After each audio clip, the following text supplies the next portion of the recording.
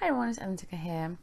Today I'm creating a little tutorial for some article where I'm using the new digi version of Baker May. And first of all, I'm just colouring up using my Copic markers, and you will be able to see the which colours I'm using at the bottom of the video. I'll put on a little bit of music and then I'll get back to you when I've finished colouring this little pretty girly.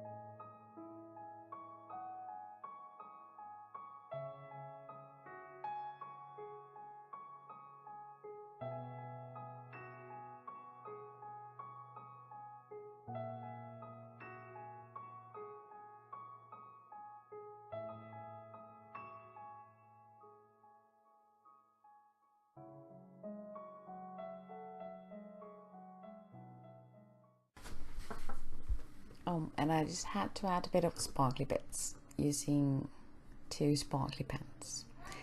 Now that the image is all coloured up and I've fuzzy cut the girl out, I just need to figure out what papers to use. And I'm using this beautiful, yes, sparkly paper for my card. and I'm just trimming it down, so because the plan is to have these papers kind of layered upon each other, so they would actually make like a frame. And I want these to be in a somewhat a banner like form, but without being like a banner or pendant, so they look like they are falling from the top of the card. I've already made the card base, and there's a standard A2 size card that I folded in half, so the card measures 4 1/4, and now that I've decided on a layout for the card, I'm bringing in some distress ink to add a bit of ink and the look of dimension to the patterned papers. It's a very subtle color. It doesn't add much pizzazz really, but it mostly gives it a hint of dimension without using film adhesive really. And well, I just like inking stuff, so why not? Now let's start with the gluing part, getting these things stuck down. So I am starting off with the sparkly paper, or the glittery one, because I want that to be the bottom layer of my card, so that the glitter paper really frames the whole scene, or the image really. And then I'm adding the pink one, and these are all about 1/2 inch smaller, so they all create like a little frame, or they all stack together like this. And now for the center part.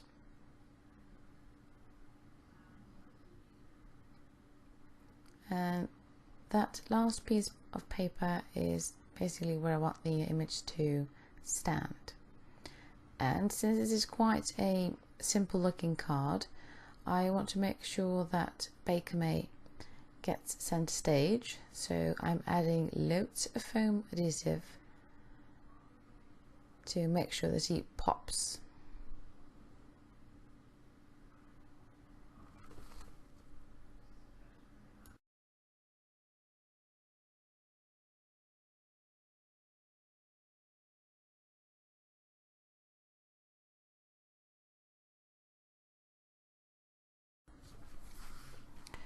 And then lastly, I'm adding a small doily. This one is 4 inches, and I'm adding the same ink to the edges of that little doily, so that it doesn't look as stark white, so it flows into the background a little better really.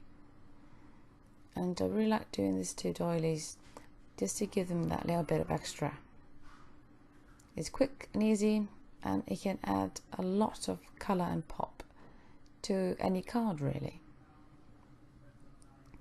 Now I want that to be the top of my banner frame like, so I put lots of adhesive on it, and then I place it on top, not quite half, but just the large amount is at the front of the card. Now I just need to figure out where I want my Baker May to be placed, and remove the backing of the foam tape. Now when all the backing tape has been removed, there's nothing left to do than to place the image where I want. And I want to be centered-ish. Not quite center, but in relation to the smallest piece of the pattern paper, it is centered-ish. And now, because the card isn't sparkly enough, well, things aren't really sparkly enough for me anyway, I am adding lots of sequins. These are actually clear ones, and I'm just adding them here and there where I think they would look good and sparkly and fabulous. And when I'm done with the sequence, I will be adding a bit more sparkly or shininess to the card by using Nouveau drops. And that actually finishes up my card. So hop on over to the art blog for more photos and even more inspiration. See you later.